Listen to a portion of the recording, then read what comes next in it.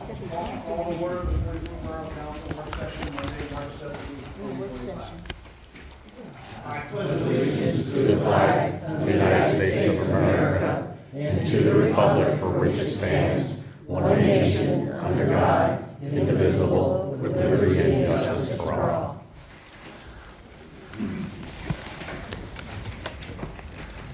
roll call. Christina Durkin. Here. Sarah Devine. Amanda Gallagher. Here. Frank Mazza. Sarah Michaels. Here. Dave Szymanski. Tom Borough.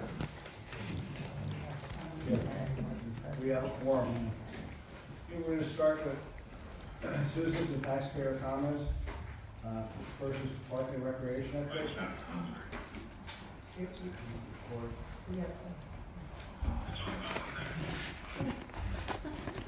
Just want to remind everyone about the bunny hop. That's going to be over at the 900 Rudder Building. We have about 8 participants doing a table handing out goodies. We are teaming with Allie's Chocolate Shop, and we're going to be helping her pay for some of her decorations, because she's also providing the bunny, so we don't have to. And her bunny's less scary as well. So we're going to stick with hers. And it's going to be from 11 a.m. to 1 p.m. So just wanted to throw that out there. We had our meeting this past week, and I wanted to discuss Fall Fest. We're moving along. We are going to be announcing when we need vendors and sponsors. So keep an eye on our Facebook page, because we'll be announcing that. We're working on our Google Forms for that as well. And let's see here. Mary Ann has been communicating with DJ for the fields, and has a map already created for how we're doing it, because everything's not going to be in the grass, so we need to know the do's and don'ts of the grass, of where we're allowed to go. So she has been communicating with him, and she's also been communicating with the mayor of Wilkes-Barre. He is allowing us to use their band shell, again, for free. So Rick will be in touch with you with getting that over there. And then Marianne also already has all the bands organized for the event. Yes. So we have bands down. We were debating taking out trunk or treat, because it became a lot last year. But Alyssa on our board had a great idea of, why don't we make it table and treat? So they'll be in the grass. Safety won't be an issue, because they'll be in the grass along with the vendors. So we're still gonna have it, it's just gonna be different. It'll be tables instead of trunks. And we're also working on getting more handicap spots for this year we learned from last year. So that is our update with Fall Fest. Any questions? Any questions? No? I just want to add to recognize Dave Cole for letting us use That and use the Dave 900 Cole is building again. absolutely- He's always been generous. Yes. Yeah. Is And there we a will love number it. that you would anticipate coming through for the Alyssa has been talking with Ally, and she said one of the businesses in there did an Easter event, and it turned out to have close to 900. 900 children. That's okay. So I'm going to be reaching back out to all of our participants, saying 250 is not going to be enough. So, yeah, we're okay. Yes. I've already started getting stuff. Yeah, it was higher than what we usually have, but, and it's gonna be inside, no weather issues, thank God. Thanks to Dave. Yeah. Thank you. Thank you.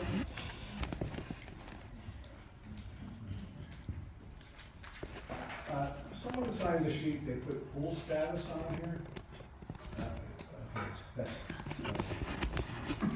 Maybe just state your name and address. I'm back. You know me from last year and the year before, trying to save our pool. Your address. Your address. 7 Fripp Manor, 44th Pennsylvania. Well, thank God we got a grant. I was thrilled to find that out. And I have all the information that was given to me last year on how to save our pool and beyond. And I hope there's gonna be enough funding now to do everything we want to do. Do you think? I mean, we're definitely moving in a positive direction. The grant, I think, was the first step, right? I think there's definitely still some work to do, but we have a great group of people on the pool committee, and Ellen, you're always welcome to to come. We have another meeting on the 17th. I know at night it was difficult with the. Yeah, that's why I'm here Driving. tonight, the time change. Right, but, on the 19th, we have another meeting at 5 o'clock here in council chambers. Okay, So please come and we'll fill you in on everything. okay. I would like to say, I don't think we need a concession stand.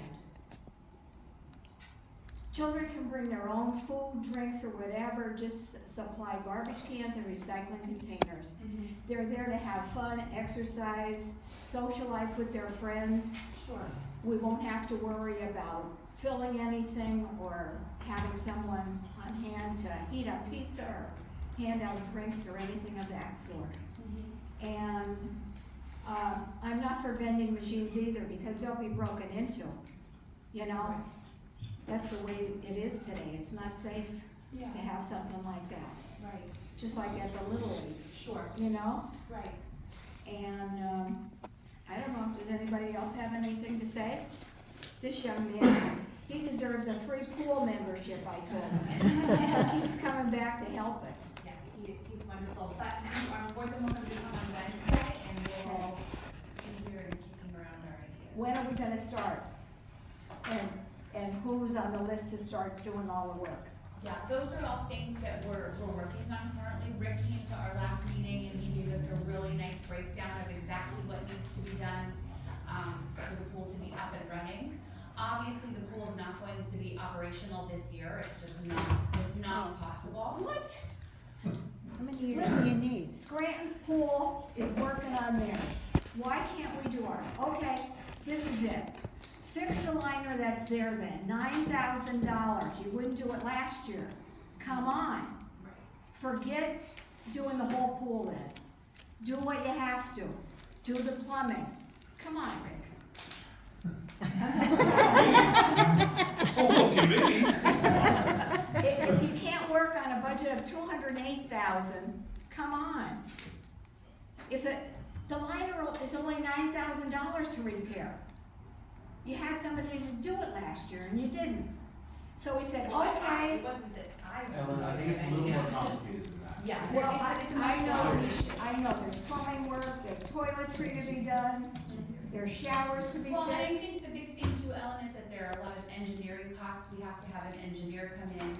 I mean, there's a lot, it's a big scope. Believe me, you No. know I love the pool. We're all doing our very best to find our way back to that place, but we have to do it the right way. It has to be done the But right way. it's not good enough. There's something the matter.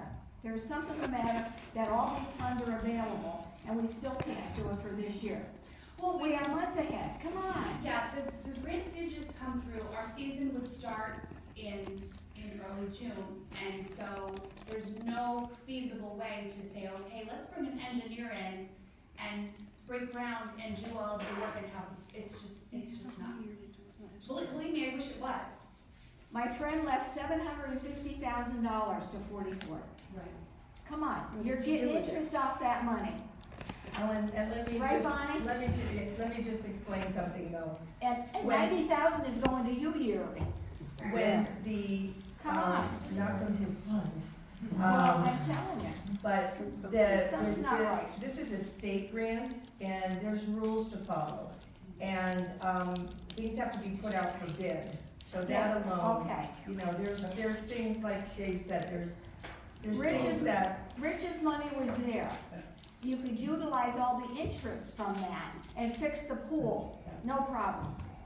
Come on, something's not right. No, everything's right. Something's not right. No, it's not. No, something has to be done. There's nothing nefarious here, Alan, I'm sorry. I wonder about that. I wonder. Well, Ellen, the other thing I just say, having been at the pool meeting, it's a really good group of people who are trying to do it. I think the thing they're trying to do from a pool perspective this time is to go fix the pool in a more permanent fashion versus trying to temporarily fix the pool. Yes, but that's not being done.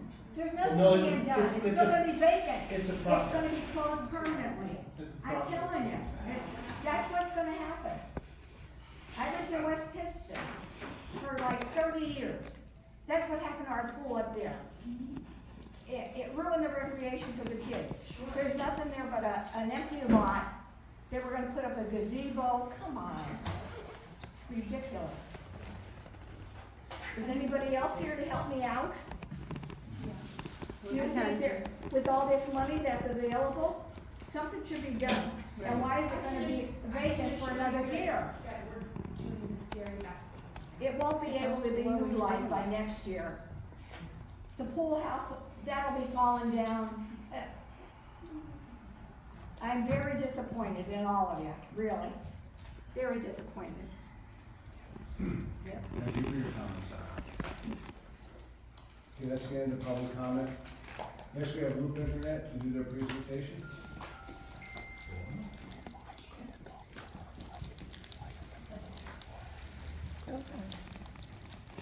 Good evening, my name is Jason Zmansky. I'm the general manager of Loop Internet. I oversee all operations, and I have with me Aaron Derby, who oversees our customer service and sales department. We recently actually put out a press release to mention that we're coming to 44th. So we thought we'd come out and just say hello and introduce ourselves. We are a local company. We were actually formed in Wilkes-Barre. We currently run all of our technical operations out of Luzerne off of Union Street. So when I say we're local, we're literally right down the street. Our headquarters are in Scranton. So if you call somebody on the phone, you're getting somebody in Kingston or in Scranton to help you. But we'll be running lines as early as, well, we've already started really. We've already started in Kingston. We'll probably be starting in 44 within the next 2 weeks. So you're gonna see our trucks all over the place. We wanted to let you know why you're gonna see our trucks all over the place. The big difference between us and Comcast is we offer fiber internet directly into your home. So instead of the old, coaxial cable, we're actually running fiber optics right into the house. We offer symmetrical speeds, which means your upload speed is the same as your download speed, which is really good if you're working from home. You need to use video calls, things like that. And our internet plans, I'm not here to sell you, but I just want to let you know, our internet service starts at $30 a month. Do you have anything else to add? Questions, concerns? Sorry. What's the timeline? So we're gonna be starting in about 2 weeks. We are waiting on some work from UGI on some of the poles. If you go around, you look at the poles, you'll probably notice a lot of them are in poor condition. So we're having to replace a lot of poles and get a lot of pole work done. But we anticipate the network in 44 going live around June. So you're doing cable TV and everything, right? Because right now my bill from Comcast is like $411. So we offer, I know it's ridiculous, we offer internet service and we offer home phone service as well. In terms of video, we do not provide standard cable service, we provide we use streaming. Okay. So what we offer you is instead of you paying a monthly fee per TV, like $10 per TV for a I'd box. watch the computer. You can use your own equipment, or we have equipment as well, which we could sell you at a discounted rate, and it's a one-time charge. So instead of you renting this box forever and ever and ever, you pay one time and our technicians will install it for you. Would you? $22, one-time fee. And with our solution that we offer, you get 350 live channels, including your locals for free. So you can get that, and then you can put whatever else on top of it. If you have Netflix, Amazon, Hulu is also an option. But you can save a lot of money. So if you got internet and phone, you're looking at $55, and then TV, whatever streaming service. But you'd have to have the phone with the internet, right? No. Oh, you wouldn't? No. So if you want to add the phone on, you can get the phone. If you don't want the phone, you don't have to add it. Okay. So one other thing is we don't do the whole bundling nonsense where you add this, if you don't add this, then this is more money. We don't do any of that. We also don't add any taxes or fees at the bottom of the bill. Okay. So there's no network fee. There's no this fee, that fee. If we tell you it's $30, your bill's $30. Okay. So that usually confuses a lot of people, to be honest with you, because we tell people, here's what the cost is, and they're like, well, what is it after all the taxes and fees and surcharges? Whatever the price is the price. What if you have Tableau? Does it work? If you have what? Tableau, the new thing that's out. Tableau? Mm-hmm. You know what Tableau is? Never heard of Tableau. The only Tableau I'm aware of is a reporting system. Yeah, it's neat. You just get the little disc and you get over 100 channels. Oh, that, yeah, you can use that as well. There's a couple different names for that, but yeah, you can use that. Oh, that's what the box says. Yeah. I don't know it in Yeah, there's a couple different names for it, but yes. And would you get the internet and the phone with that? can we use the Tableau and Yeah. TV? Yeah, you can use anything over our Okay. service for streaming. Okay, Yeah. okay. Okay. It's Any good to other know. questions? Do you have any literature with you that we can have? Yeah. I did bring some cards and Okay. pamphlets, I don't know if we're allowed to leave them. Put them on the table, then pick them up on the way up. Appreciate it. Thank you. Well, thank you for coming. Thank you for giving another service to all our residents. Absolutely. Yeah. All right. Thanks, guys. Thank you, everybody.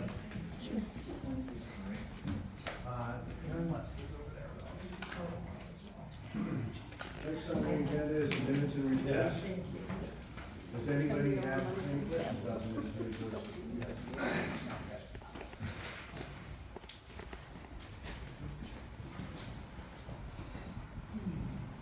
Okay, next is the proposed ordinance amending the building permit and contractor license ordinance.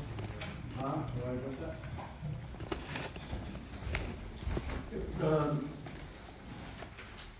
The ordinance that we're proposing is to add responsibility to the contractor to make sure that a permit is in place. The average homeowner doesn't know anything about permits. They're counting on the contractors. The contractor comes in, works without a permit, and I've had one tell me that he does so many jobs without permits that when he gets caught, the $1,000 fine doesn't hurt. Oh, So this adds a little more, that there's a stop work order, that there's a fine for, and it's not a citation that you take to the magistrate, it's a fine that the borough will levy. And it takes the heat off the homeowner, because especially with residential work, the residential code places the responsibility on the homeowner to get a permit, or to make sure the homeowner or their authorized representative, and technically, they're supposed to put it in writing that they're authorizing the contractor to get the permit. We don't look for that, we just want somebody to pull the permit. But this will be one more way of putting heat on the contractors not to mess around with not pulling permits. Excellent. And the responsibility for getting inspections, according to the latest issue of the IRC, lays with the permit holder. So that way, the contractor pulls the permit, we can go after the contractor to get the inspections done. And that's that for that one. Okay. Let's get it up. Quick question, if I can. I was reading over the new language, and I was personally a little confused, it could just be me. For when you're fining, to your first point about if I'm a contractor and you're only fining me $1,000, I personally wouldn't care to. I said that to Brian before the meeting, if I was that type of person. But when you mention that each day the violation shall continue, it would be a separate offense of not more than 1,000. Right. So does that mean per day? And then how were you determining the amount of money that you're going to be charging someone? I look for loopholes, so I just wanted to, if you're going to do it, I There's a thought, lot of loopholes in this. yeah, have it to be as airtight as possible, if possible.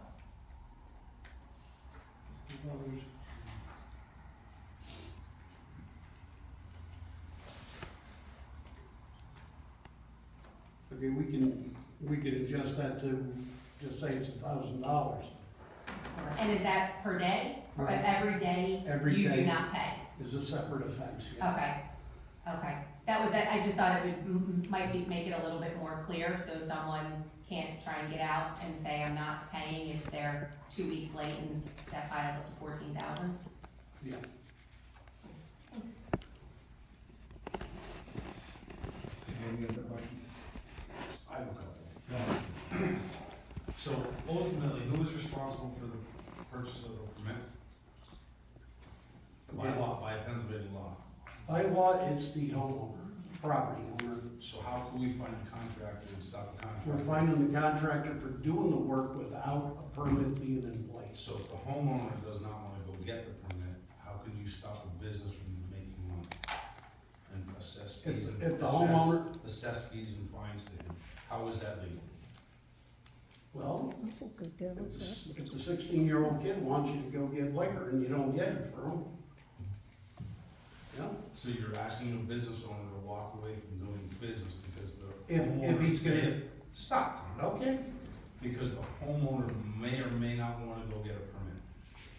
the homeowner can authorize the contractor to get the permit. Okay, so, and then the contractor has the right to charge the homeowner the fee to go get the That's, permit. that's But if the- business, yes. So if the homeowner does not wanna get a permit because they don't like the borough, you're gonna turn around and subsequently try to fine the contractor for something that he has nothing to do with. Yeah, because he has something to do with it. If there's no permit, the contractor knows the permit is required. What's he doing working without it? So I'll ask the same question, I'll start right back over again. Who is responsible for the permit? The homeowner. There you go. So if the homeowner decides not to get it, you're assessing a contractor, but you're finding a contractor that is stuck in the middle between a local government and a homeowner. And you were stopping that man from doing work. Yes, Do you see a problem with that, Craig? I don't. You don't? No. all right, thank you. So what you're saying, Rick, is the contractor would essentially either not take the business, Correct. or, well, that's really the only choice, either tell the homeowner we gotta go get a permit, or don't take the business. Or the contractor's gonna have taken the borough to court, and at the end of the day, the contractor doesn't really have anything to do with it, so how's the magistrate gonna rule? It sounds to me though like the contractor is not being penalized for not getting a permit, that the contractor is being penalized for doing the work when the permit has not been put in place. And just to weigh in, Rick, I mean, I didn't want my answer to be that brief and that blunt, but the perspective that I have on it is, if a contractor is gonna operate within the confines of 40 foot, Yes.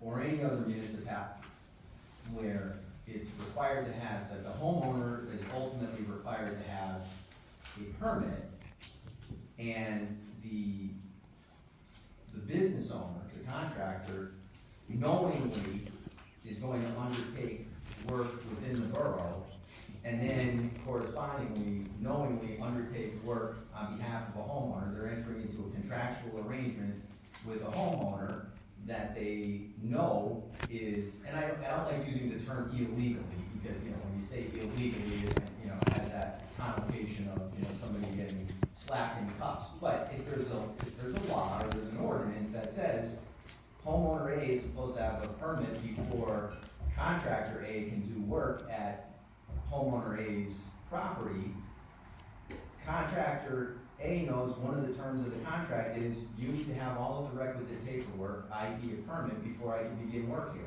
If the contractor knowingly undertakes that job, I don't think it's the borough saying, or looking to penalize the contractor so much as it's saying, if you're gonna do work within the confines of 44, you need to follow what our ordinances are. So you can't turn a blind eye to somebody who's willing to pay you. It would be almost akin to, I can't put somebody on the stand to testify if I know they're gonna lie. Ethically, I have a responsibility to not put that person on the stand if I know that they're going to lie. So, I don't think the impetus behind the ordinance is to freeze out business, so much so as it's to keep everybody honest. And if one of the things that the ordinance addresses is a contractor who's gonna turn a blind eye to a homeowner who's gonna say, hey, come on in through the bill code door while nobody's looking and do this work at my, how is that fair to anybody? I think is the question. Well, in today's society, in all of it, and it's been like this for 20 years that I've been in business, the homeowner's responsible for the permit. There's a lot of homeowners that refuse to pay towns and boroughs and municipalities and cities for the cost of a permit because I already paid enough in tax. It's only a little job. I'm not going to get a permit. Well, I can't do a job without a permit. Well, then I guess you're not gonna do the work. So now this contractor had this job planned, so that contractor is gonna come in and do that job. Again, he's trying to make a business, he's trying to earn for his family. And he already told that homeowner that you need a permit for the job, and he's gonna walk. I don't know, the way I see it, we're putting ourselves in a hairy situation. So Rick, 100%. would your recommendation then be to find the homeowner? Yeah, 100%. Yeah, but what if the homeowner, I wouldn't even know about this stuff. Correct. If I wasn't here, I wouldn't even know. So that's the whole thing. I mean, the homeowner is supposed to know. But at the end of the But day, you're putting the onus on a business owner that has nothing to do with it. You're getting them stuck in the middle of things. In Philly, they get their own permits. I've only been up here 3 years, and I wouldn't have known this if I wasn't here tonight.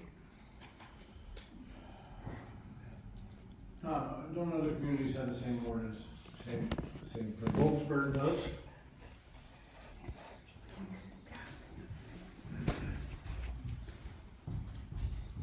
Anybody else, other ones? I haven't really researched it that far. But we looked at Wilkes-Barre and they've had this ordinance for quite some time. Rick, the idea is that when you come into town, a lot of people don't know the fact what permits they need or don't need. Right. And most of the people doing work in the town, a roofing company that has put many roofs on in town would know that a permit's needed. And I think a lot of homeowners, first time doing any of the work that they're doing, are relying on the expertise of a contractor to tell them what to do and what to get. Agreed. And that's what the impetus of this is, to say, hey, I need this permit to do this job for you.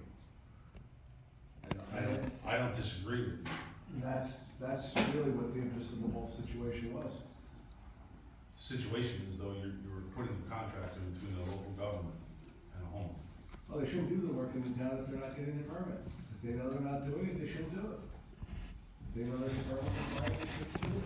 That's not my agree. I think you're putting it between that and home. If you're saying the homeowner, look, I have to do this work in this town, I've gotta have a permit, you've got to have a permit. I'll do it for you. I mean, and listen, I've been reading the paper, it sounds like they're trying to do some other things, countywide and other things. You know, again, I'll defer to the legal counsel, but, Would it be fair for the sake of transparency and for homeowners who might not know that, because in fairness, I would assume I would need a permit, but I don't know the full extent of the law. Do we have, and forgive me my ignorance on this, do we have it anywhere on the borough website or anywhere that people, if they were getting work done, they could look it up, so at least the information is there for everyone? Is it, okay, I haven't had to look it up, so. I mean, I just look at it as, I don't think the way the ordinance is drafted is seeking to have a chilling effect on competition and contractors operating within the confines of the borough. I think the impetus behind it is to sanction those who, when you have a homeowner or a property owner and a contractor who are both kind of doing the wink and the nudge, that don't get a permit. You know, I'll bring all my materials over in the middle of the night and, you know, we'll get started on the work. I think that's really what it's basically to prevent,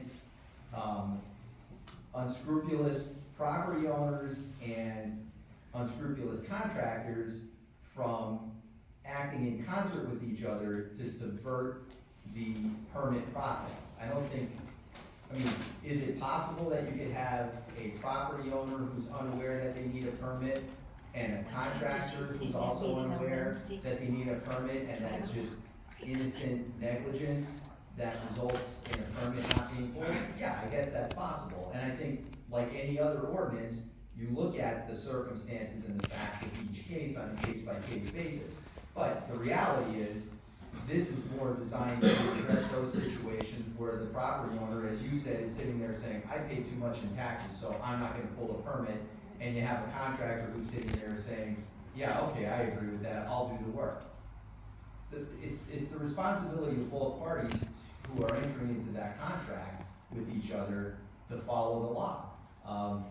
Just like, you know, I think the example, Tom, was it that you had said about, you know, you buy liquor for an underage kid, well, that kid's gonna be responsible for underage drinking, but you're also gonna be responsible for furnishing alcohol to a minor. I mean, again, on a much smaller scale, but, you know, you have a contractor who, if they know a permit needs to be pulled, I don't have a lot of sympathy for a contractor who's willing to do work for somebody that they know isn't pulling a permit, but they're gonna nonetheless take the money from that person and do something that they know is, again, I'll say it, quote unquote illegal, but it violates the ordinance. We could agree to disagree Absolutely. immensely. At the end of the day, the contract between the contractor and the homeowner, it's a contract between those two entities, not the contractor and the borough. Again, we'll follow this up. It goes through everything. It goes through your food trucks. It goes through, it goes through your shade tree ordinance. I mean, unless they actually know, it should be on the homeowner. I mean, absolutely, I'm not looking at it from a perspective of letting the homeowner off the hook. I mean, you know, on the odd occasion over the years when I had to hire a contractor, you know, maybe because I'm in this type of business where I know that I'm gonna need a permit, but almost without fail, every time I've ever hired a contractor, whether it was to put up a fence or do other work at my property, the contractor has said to me, don't forget, you gotta get a permit, in your municipality, it's required, that type of thing. And I think that what this basically does is it just polices those who aren't going to honestly do what is necessary to be done, which probably the vast majority of contractors aren't gonna run afoul of that ordinance. It's those who are willing to do the, like I said, wink and nudge, and let's just, behind, whatever, anybody's back that we need to, we'll do this. But I understand your point, I see your point. Now, this also does not take it off of the homeowner for being responsible for a permit. This gives you an opportunity to have both sides of the fence responsible. Correct, Tom? It doesn't take anything off the homeowner, it just adds a layer that, what we're trying to prevent is not the legitimate contractors, or getting into the citizen who feels he's paying too much taxes and doesn't wanna pay for a permit as well. It's the person who doesn't know that a permit's required, gets the fly-by-night contractor comes in, and as Greg said, I'll bring the stuff in on a Saturday or Sunday when nobody's working, and we'll get the work done, and it's done shoddy, it's done improperly, and by the time it falls apart, the contractor's gone out of business. It comes down to our quest for quality of life, what our ordinances. You want these properties inspected because you don't know every contractor that's coming through the door. And you wanna see these properties inspected, you wanna see that the work's done because you wanna see that the homeowner is safe when it's all done. And that's really part of it, that whole process starts, first step with getting the permit. So the eyes can be on it, and that's really the goal of all this. So, any other questions on this?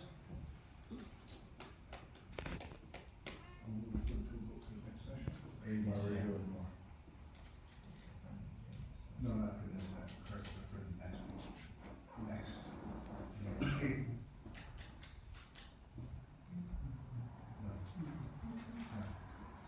Would you like to see this on the agenda for the April meeting? No? Okay. Sure. All right, next is the proposed new shade tree ordinance. Tom? I was smart to sit down. Okay. Been rooting around because there's some holes in our shade tree ordinance. There's things that are not addressed, there's things that aren't sufficiently covered. And I won't say which town this came from, But this was the most comprehensive ordinance I could find, with a little bit of rewording to cover some things that weren't, in that time they address them in their zoning ordinance. I moved some things over into the shade tree, as far as taking care of tree lawns, and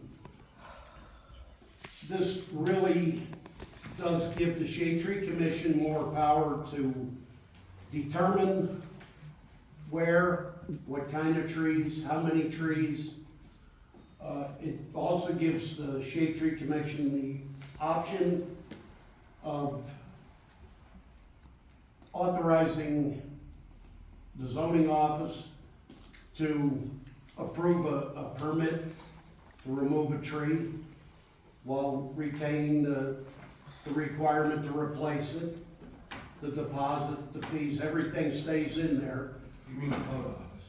The code office, zoning office, code enforcement office, whichever. But it streamlines the process. Because right now, if you come in on the day after the second Monday, you're gonna have a whole month to wait before you even have a decision whether you can take a tree down. And there are a lot of trees in town that they're in need of coming down. And if people wanna do this, if, it spells out, if the trees are diseased, if they're in bad shape, if they're failing, then it can be authorized without having to wait the month for the Shade Tree Commission to report. It also gets into, where trees can be planted, spacing of trees, the protection of the trees. It gives a little more latitude as to what you can put on a tree lawn. You can't put artificial turf, but you can plant some flowers, you can mulch around your tree without having to go to the Shade Tree Commission and ask their permission. And I think this is what we need. These parts didn't get sent out to you, I'll send these out. They had some appendixes on how to cut trees, how to prune trees, if you have a cracked branch, how to, mend that. So I think it'll be a step forward for our trees and, keeping things going. It also determines the responsibility of maintenance of the tree line. Yeah, and right now, I left in the 5 residents, 5 members on the Shade Tree Commission. That would be something council might want to consider. We've been operating with 4 for quite some time. Nobody has wanted us, get involved. So it might be better off to go back to 3. But that's a question that I'd leave for council. That's why I left it with 5. But if you want to consider 3, that's. How does it say 5 or does it say up to? No, it's either 3 or 5, specifically. You'd always want an odd number. Right. Does anybody have any questions on that? Yeah, section 25-105, where it talks about the permit required. Yep. It talks a lot about borough zoning officer, and I know you said zoning department, and you're saying code enforcement. I think we just need to be consistent in what we're referring to you and that the person has. So, when we look at our other ordinances, when you are referred to, if you are the zoning officer, then fine. But if you are the code enforcement officer, then I think we just need to be consistent in our language. We can change the name to protect the innocent. No, I don't care what it is. I I mean, it just needs to be consistent across the board, and I just noticed that in that section, it refers to the zoning officer, like, multiple times there more so than anywhere else in the ordinance. But there's the whole, I think the whole ordinance says zoning officer, right? Yeah, but it, Yeah, the thing was, this was the, yeah, I'm just saying, when, like, just that, in the original, the authority went to the town secretary. Went to the secretary. So I just grabbed zoning officer, if you want, I can switch it to code enforcement officer, that's. it's fine, either way, we just need to be consistent across the board, like, we can't have 10 ordinances say one thing and. This is a brand new, concise one. Right, All the that's, amendments are within this. So all the other ones are repealed. no, I know, but, I mean, every ordinance that we have where we refer to Tom, we just need to make sure that we're calling him the same Oh, thing. not just this. The initial exchange was, he was saying zoning officer, Tom was saying code enforcement officer, or department. This. So we just need to make sure that we're calling you the right thing all the time. Yeah, whichever you prefer. My question for Greg is, It's not a preference, it's Pick one. a matter of, So yeah. leave it as zoning officer. Zoning is fine, but we just need to make sure that we're not all. Leave it as zoning officer. Within here. yeah. And I had a question for Greg on the repealer. So it would be Uh, code enforcement officer. It's the usual, anything that's in conflict is repealed. Right. Would it be easier to just repeal that whole chapter 25 and let this go in fresh? That way that would come out of the code and this would go in. Right, yeah, because I mean, then basically what you're doing is you're not having a section that references something that's technically repealed, but still there for reference purposes. Yeah. So no, I would agree with that.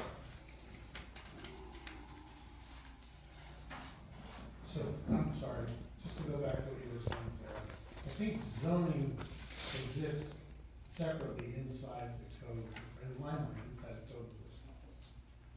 Right, the zoning officer, so I think zoning is the right thing to put in this one, because. Yeah, it's, because if I remember the ordinance right, the zoning officer is the code enforcement officer. Okay. Okay, that's fine. That's fine. the progression. We're consistent. We all need to be consistent with what we say. Yeah. Okay, very good. Very good. Any other questions on that? Okay, next is the stamp print for the DPW garage. Connie? Yes, you are aware about that. We received a small report from the contractor, the firm that was hired to do a study for a new facility for the DPW. With that not being sufficient, and with the new possibility of acquiring a centralized location for the DPW operations, it was, we had a meeting with DCED, who oversees these grants, this grant, to see if we could just kind of change what the scope was that we were looking for, and not so much look for, have someone looking to say what the needs would be of the building and so forth, but more a consultant of, that would be able to work for us with the grants that would be needed and so forth. And so with that being said, we took the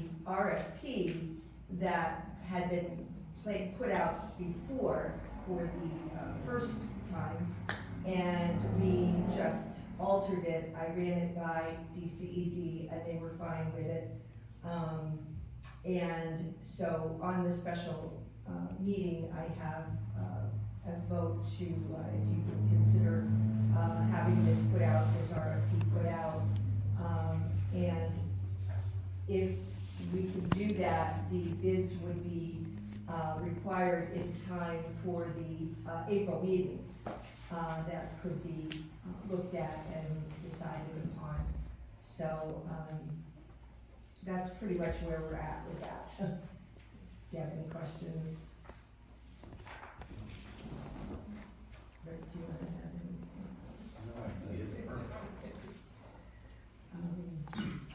That's it, Yeah. that's excellent. Does require a proper public works facility complete. Yes. Next is the Kingston 40-foot Little League opening day, Brian? Oh, yeah, so, opening day is on the 27th, which is Sunday, 27th. The ceremony is at 1:30. I'm going to be on vacation out of the country. I would love it if somebody else would volunteer to stand next to, I can tell you that Coslet doesn't throw the ball very well either. But to stand next to the mayor from Kingston and throw out the first pitch, so, it would be great if somebody else could do that. You're gonna be there anyway. All I just want, look good, but. I just want to let them, I communicate that I would not be able to do Yes, that. okay, that's all right. If you want Right. to practice, I'll catch. Yeah. Right, you said 1:30, it says one on the paper, is it 1? 1 o'clock's the parade, 1:30 is the ceremony. Thank you. Okay. 1 o'clock's the parade, 1:30 is the ceremony. So, the pitch goes like You 1:30. got it. All right, so Chris, I'm just gonna let them know. Sure. I'd be happy to. Thank you. Next is the West Side Cog paving project, Rick? Yes, so we are, on Thursday, we're looking at, it's very loaded up. So on Thursday, we're looking at having shared services throughout the COG. So if DPW employees want to help, let's just say West Pittston, for instance, build a park or pave a street, collectively, the DPW workers from Kingston can go up there and help, but West Pittston would pay Kingston for their workers on their hourly rate or their overtime rate. It's, instead of just doing it the way we've been doing it here, where we're gonna work and help them, it helps us try to attract a better pool of employees to try to fine tune that machine so much better, so when they're coming to our town to pay, they're fine tuned. We're trying to add that little extra incentive to our employees throughout the west side to try to get them paid a little bit more. It's still a relatively inexpensive cost for these towns to pay, and we're considerably lower than most of the contractors when we pay. It just gives the employees a little bit of extra incentive to wanting to out more than 8 hours. And that's really what we're doing. Thursday, we have a COG meeting in our chambers at 11 o'clock. We're gonna try to look at setting some rates, because there's a lot of differences throughout the west side on DPW rates. We're gonna try to hone in on some of them rates and set those rates. So you're gonna set a rate that's just across the call. Just a rate that's gonna go across to try to not make it so hard for all these towns. Like Springfield's a different rate than Luzerne, and we're just gonna set one rate across the west side. And just let each town, if 44 goes to West Pittston to work, Bonnie, I track our hours, Bonnie sends West Pittston a bill for our labor, and then the taxpayers our taxpayers aren't on the hook. I mean, right now, we're sharing services, but nobody's getting paid for it. Excellent idea. It'll try to balance it out a little bit for all the taxpayers and money in our employees' pockets. That's a big, Provide a quality service and all the meetings. It is, absolutely. We're gonna have to go up for bid, it's the biggest thing. Yeah.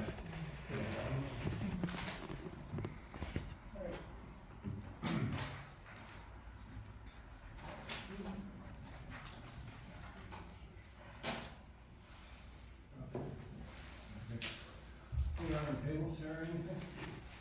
I just wanted to briefly revisit the pool conversation, and I would just encourage anyone in the public to come and attend the pool committee meetings.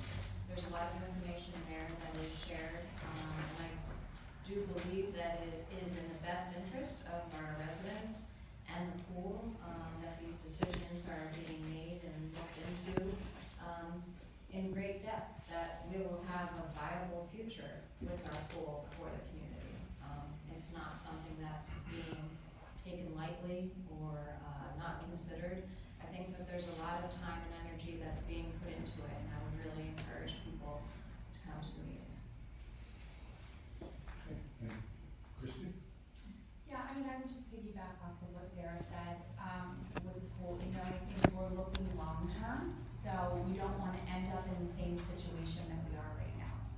So I think there are a lot of decisions that need to be made, moving forward, but we have a really fantastic group of residents, and I know that we're gonna be able to put our heads together and put something great. The meeting again? The meeting is on the 19th at 19th, five. Wednesday the 19th at 5 o'clock in council chambers. So please come and join us. Dave? Nothing good.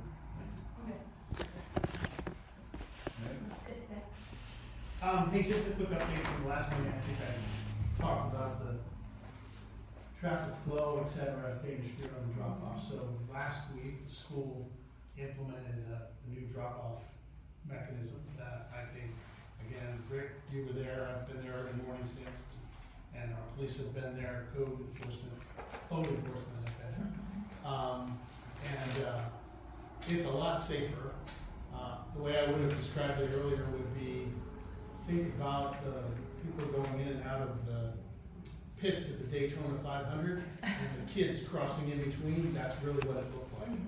Now the buses are in front, kids are dropped off across the street, are safely crossed across the crosswalk, and while there's been some resistance from a few parents, I think overall it's gone really well. So I think the school district, they've made a big commitment, there's teachers out there doing those things, so it's a real commitment to the student safety, and thanks to code enforcement as well as to our police for helping getting it started, and see how it goes. I agree with you on that.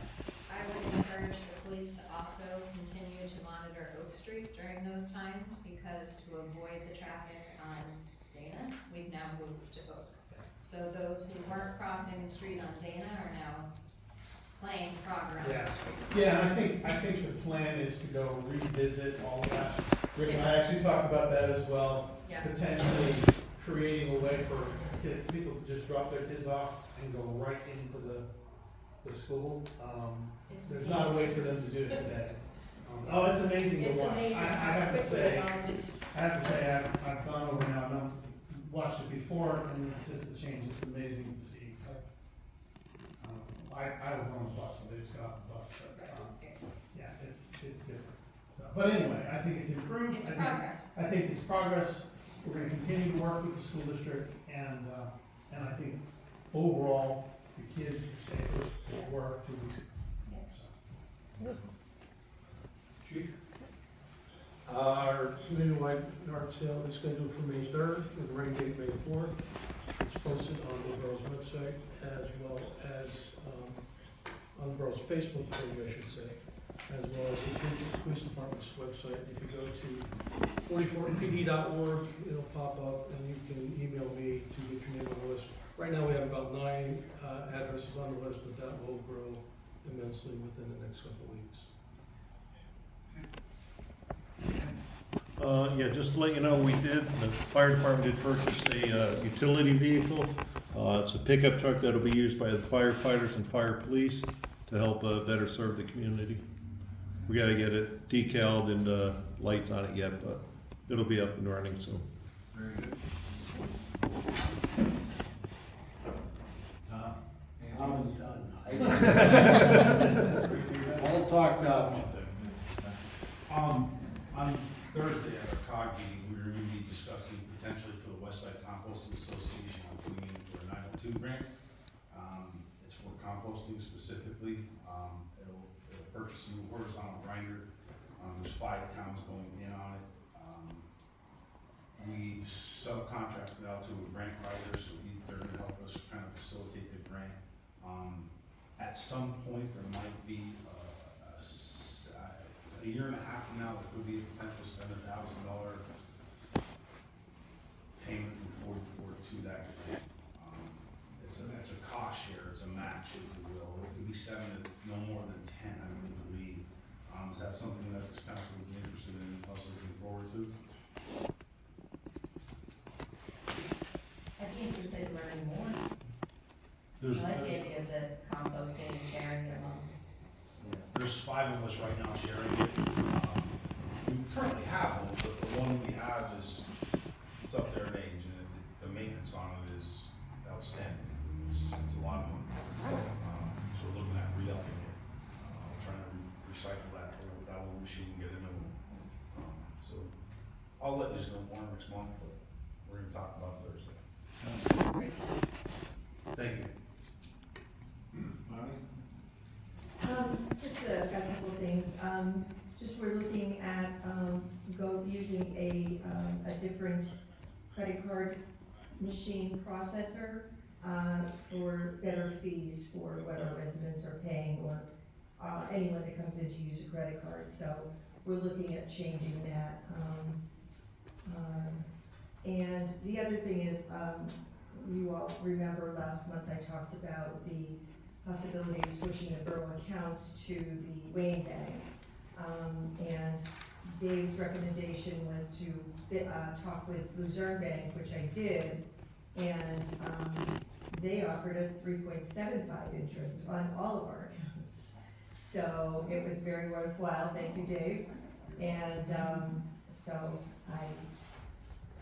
that's why it wasn't on the firm vote. Nothing to switch. Which is, Well, that's what. saves a lot. Excellent. Competition is good.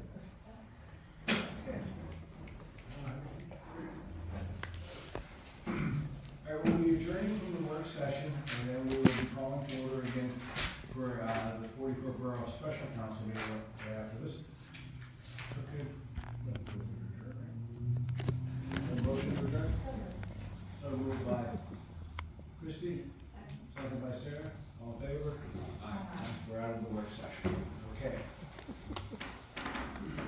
Call to order.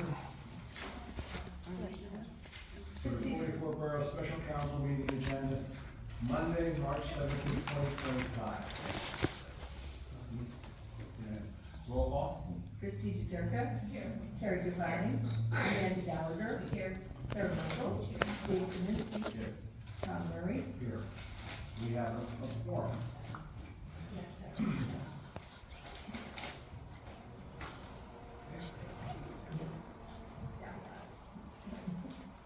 Okay, can I entertain a motion to adopt ordinance 2 of 2025, the amended dog ordinance, specifically known as the unlawful to allow dogs to run at large? So moved by Kara. Second by Sarah. On the question? All in favor? Opposed? Motion passed without dissent. Can I entertain a motion to advertise? Request for proposal for a consultant for the stamp grant obtaining for a study of a new DPW facility. So moved by Kara. Second by Dave. On the question? All in favor? Opposed? Motion passed without dissent. Can I entertain a motion to donate $200 to the Kingston 44 baseball and softball for 2025? So moved by Christie. Second. Second by Amanda. On the question? All in favor? Opposed? Motion passed without dissent. Can I entertain a motion to advertise ordinance 3 of 2025, shade tree ordinance? Were there any changes though that were suggested to be made? Just the consistency in language. Okay, which it is in there. Okay. Yeah. I just wanted to make sure. On the question? So moved. Who made a motion? All right, so moved. Let me start over. Entertain a motion to advertise ordinance 3 of 2025, the shade tree motion. So moved by Dave. Second by Kara. On the question? All in favor? Opposed? Motion passed without dissent. We will be adjourning, and we have a fire committee meeting with the fire department, volunteers, right after this meeting here. So can I entertain a motion to adjourn? So moved by Kara. Second by Christie. All in favor? We are adjourned.